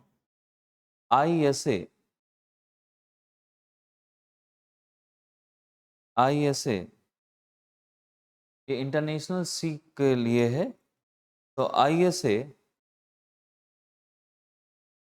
और किसके लिए मिला ये इन्वेस्टर, किसको दिया गया ये, Pioneer investors. ISA for Pioneer investors for 15 years। Pioneer investors for 15 years। इसमें ये आया कि इंडिया कहाँ तक इसमें कर सकता है और क्या क्या कर सकता, कितना एरिया में ये अपना काम कर सकता है, कितने से PMN एक्सट्रैक्ट कर सकता है। ठीक है, उसके लिए अगर हम इसमें चलें कि क्या क्या चीज़ एक्सट्रैक्ट की, कितनी दूर का एरिया लिखा गया है इसमें, तो लगभग लगभग आप इसमें कहते हैं 15 मिलियन हेक्टेयर इसको जगह दी गई। 15 million hectare ocean stretch,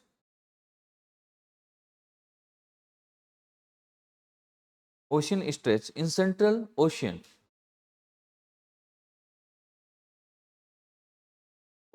stretch in central Indian ocean.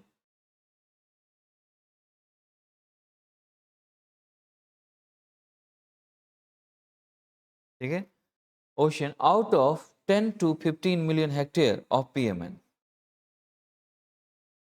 out of 10 to 15 million hectare of PMN। इसका मतलब पूरा का पूरा उसको दे दिया गया।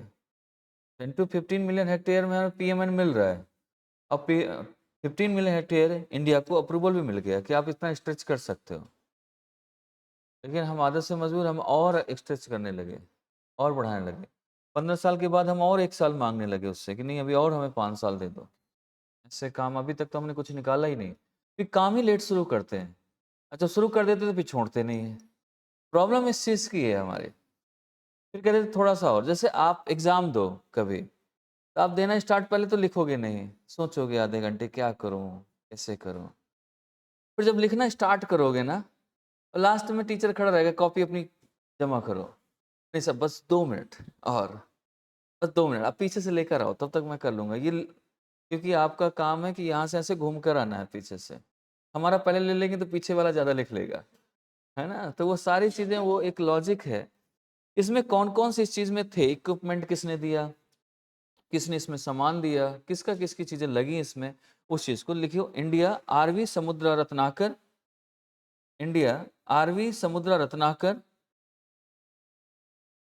ये प्रोजेक्ट लेकर आए।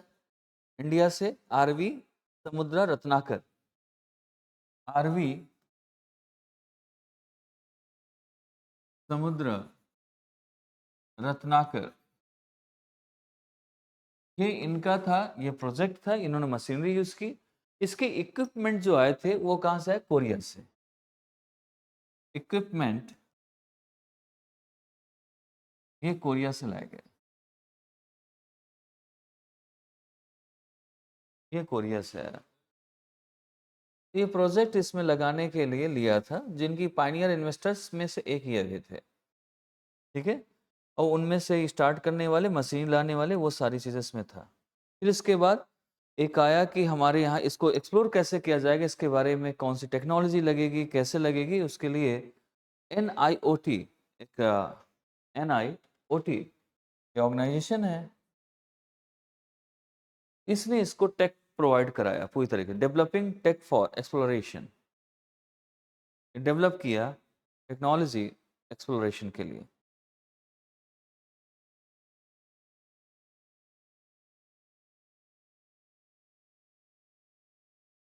ठीक है, अब इंडिया ने तो किया, इंडिया के बाद तुरंत इसको हम बोल सकते हैं NIOT को लिख सकते हैं नेशनल, आई है ना, national institute of ocean technology. Ocean technology.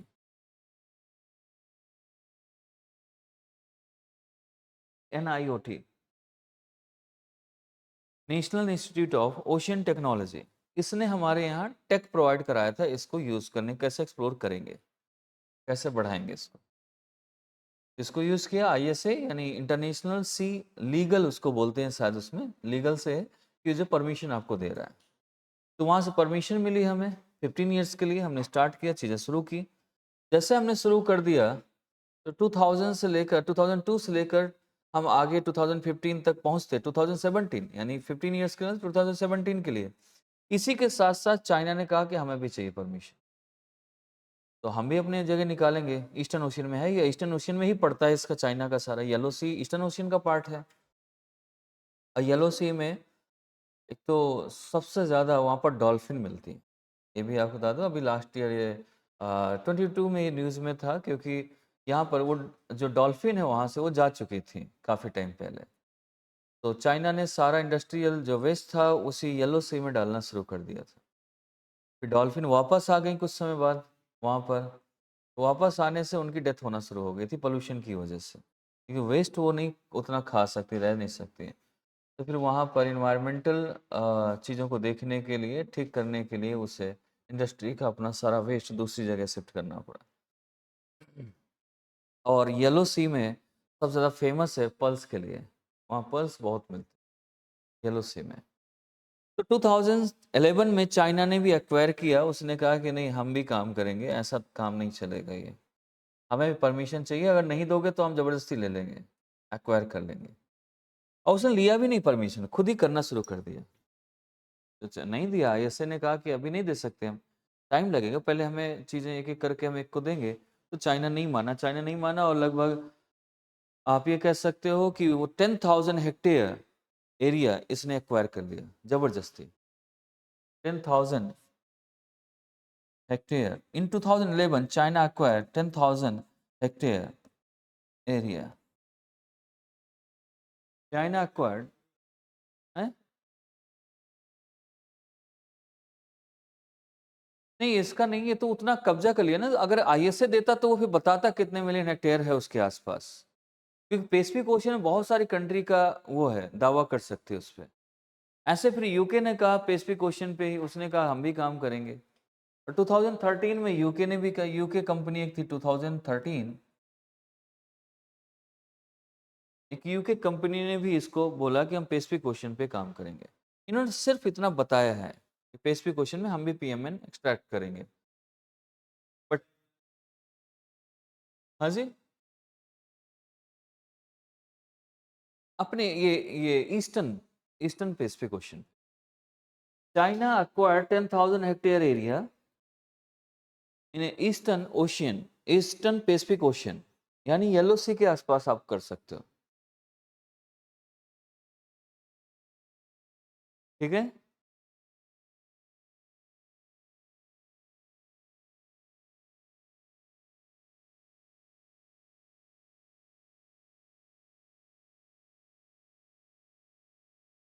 अब ISA की बात करते हैं, ISA क्या है और कहाँ से आया है, कैसे आया है, कैसे चीज़ बनी है।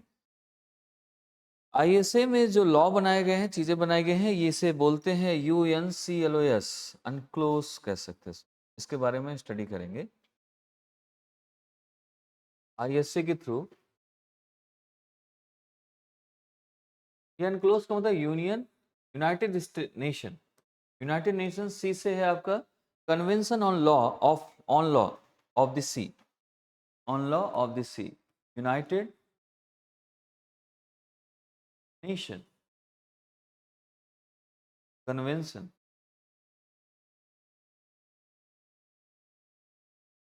कन्वेंशन किस चीज़ के, L से है लॉ आपका, on law of the sea, on law of the sea. तो सी से रिलेटेड जितने भी लॉ होंगे उसके लिए इसमें कन्वेंशन किया गया, यहीं से बना आपका, और उसको नाम दिया गया क्या, ISA है था, ऐसे था ना, हाँ ISA, ठीक है। ये जो सी अथॉरिटी है ISA, इंटरनेशनल सी अथॉरिटी इसका नाम दिया गया, सॉरी। वो मैंने लीगल एल से बता रहा था, ध्यान नहीं था मुझे, इससे बोल सकते हैं आईएस से, इंटरनेशनल सी अथॉरिटी। इससे निकला ये चीज, यहाँ बनाई गई। और इसमें कन्वेंशन कब हुआ ये? सीज कन्वेंशन, अगर सीज की बात करें, law of seas of the seas, ये कब हुआ? 1983 में ये कन्वेंशन स्टार्ट किया गया।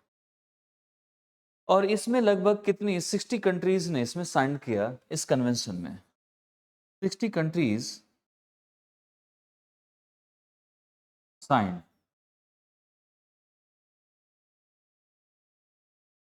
Sign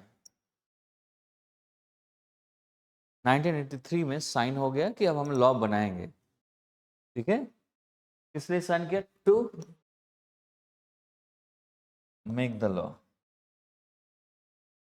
for peace. लेकिन ये लॉ बनने के बाद इतनी जल्दी तो इनैक्ट नहीं होता ना, इनैक्ट करने में इसे 10 इयर्स लग गए। 1993 में ये इनैक्ट हुआ, यानी कह सकते हैं, and this ISA come into force in 1993।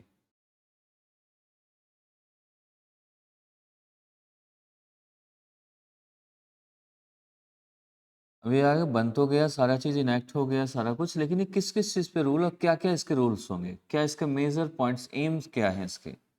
अब इसके एम अगर ISA के देख ले हम, कि एम क्या होंगे इसके, किस पर ध्यान देगा ये, वो कुछ आपके पॉइंट्स हैं। Number 1, decide the maritime boundary. Decide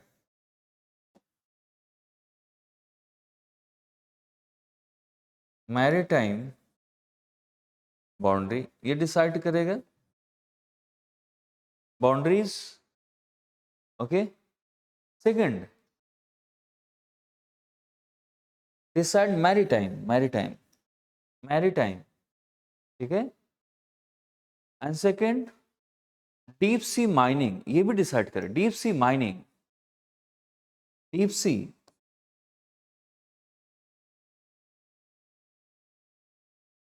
sea mining, deep sea mining का भी ध्यान रखेगा बहुत। ठीक है, डीप सी माइनिंग का भी, इसके बिना परमिशन के नहीं। जैसे PMN के लिए एक्सट्रैक्ट करना डीप सी माइनिंग, ये इसके लिए परमिशन कौन देगा? ISA। ठीक है, इन्वायरमेंटल प्रोटेक्शन, अगर हम सी की इन्वायरमेंटल प्रोटेक्शन की बात कर रहे हैं, अगर सी में कोई हम ऐसा चीज कर रहे हैं जिससे कि कुछ लॉस हो रहा है या इन्वायरमेंटल लॉस है, वहाँ की जो स्पेसीज है उनको अगर नुकसान हो रहा है, हार्म हो रहा है, तो वो नहीं होने देंगे। ठीक है, इन्वायरमेंटल प्रोटेक्शन, इन्वायरमेंटल प्रोटेक्शन।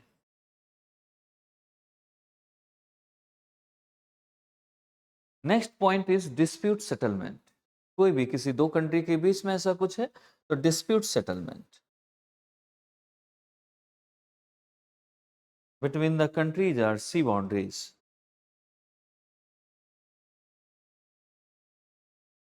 ठीक है, अब अगर हम ISA का हेडक्वार्टर देखें कहाँ पर बना हुआ है, ये है आपका Kingston Jamaica, Kingston Jamaica headquarter है, किंगस्टन जमाइका, यहाँ पर इसका बना हुआ है हेडक्वार्टर।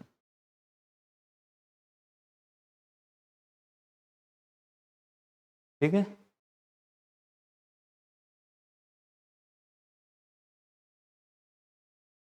अब इसके बाद थोड़ा सा हम इसमें इसके बारे में भी थोड़ा सा और डिस्कस कर देते हैं। ये तो हो गया ISA के बारे में, क्या क्या डिसाइड हुआ, इस चीजें बन गई।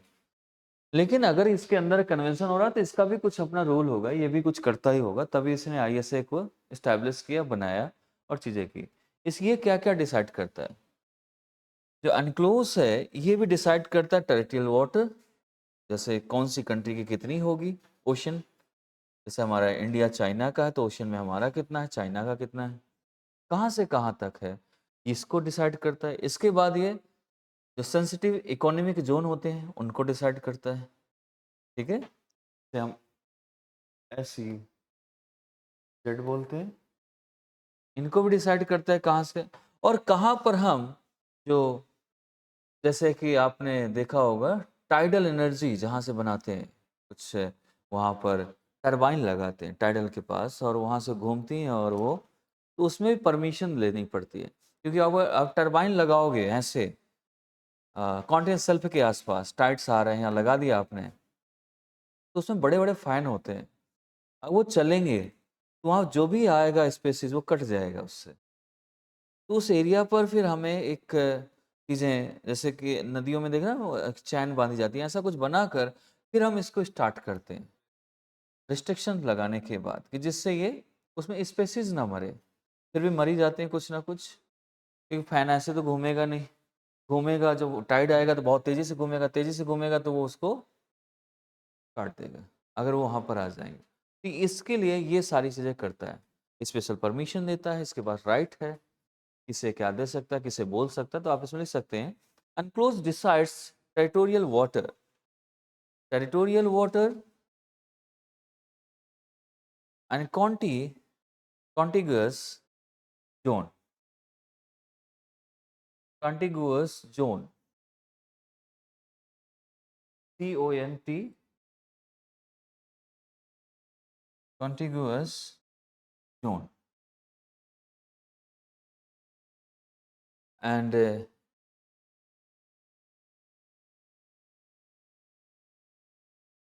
SEZ and EEZ, ठीक है, SEZ एंड EEZ। EEZ क्या चीज होती है? Exclusive economic zone, exclusive economic zone, ये एनक्लोज के अंतर्गत लॉ के उसमें अंदर दिया गया है, इसमें ये फर्स्ट टाइम यहीं पर इंट्रोड्यूस किया गया था, ठीक है। Zone EEZ for coastal countries, for coastal countries,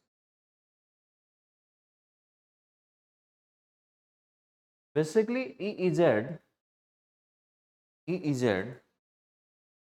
is a special right of the state, special right of the state to explore minerals, or produce energy from the area,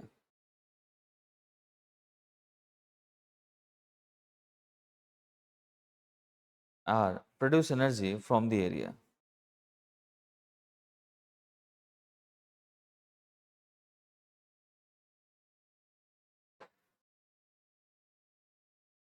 ठीक है, इससे रिलेटेड एक question है जो आपको अभी तक पढ़ाया गया, उससे रिलेटेड क्वेश्चन जो अभी करना है, आप लिखो आप, critically evaluate the various resources of, critically, मैं लिख देता हूँ, उसको करना है, critically evaluate the various resources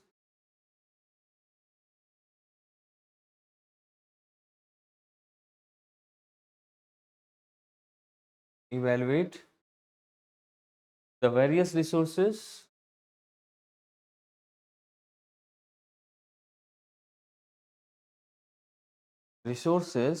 of the ocean which can be harnessed,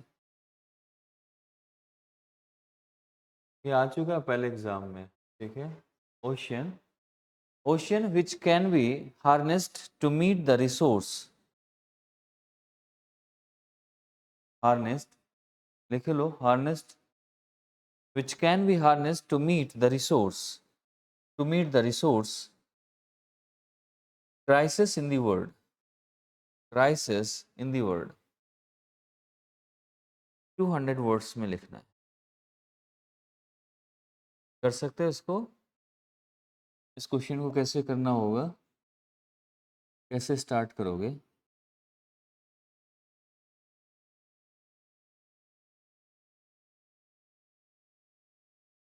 सबसे पहले ओशन रिसोर्सेज की बात की है, इवेलुएट करना है तो पहले बताना है ocean crust is more diverse than continent as we know, है ना। देन फिर इसके बाद रिसोर्सेज, तो now let's discuss about the ocean resources which is very critical which are very critical like monazite, thorium, ऐसे नाम लिखेंगे। फिर इसके बाद आएगा क्राइसिस कैसे है, कैसे एक्सप्लोर करते हैं, जो आपने देखा भी कॉन्टिनेंटल पर, ऑप्शनल प्लेन पर। फिर इनकी हर चीज़ को आपको डिस्क्राइब करना। समझ आया? कर सकते हो अभी? अभी करना है, इमीडिएट। अभी तक आपने कंप्लीट किया ना इसको, पूरे चैप्टर को? इतना तो करना पड़ेगा, इतना तो बनता है।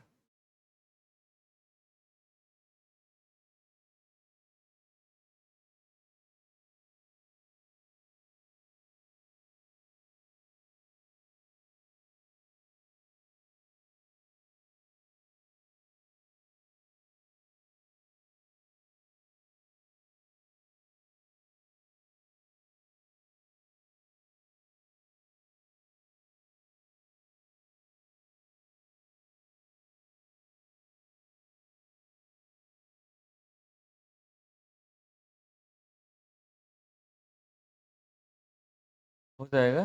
अब सिर्फ आपके पास इसके लिए 10 मिनट होगा और 200 वर्ड्स में करना है। वैसे होता तो 7 मिनट है, मैं आपको 3 मिनट और एक्स्ट्रा दे रहा हूँ।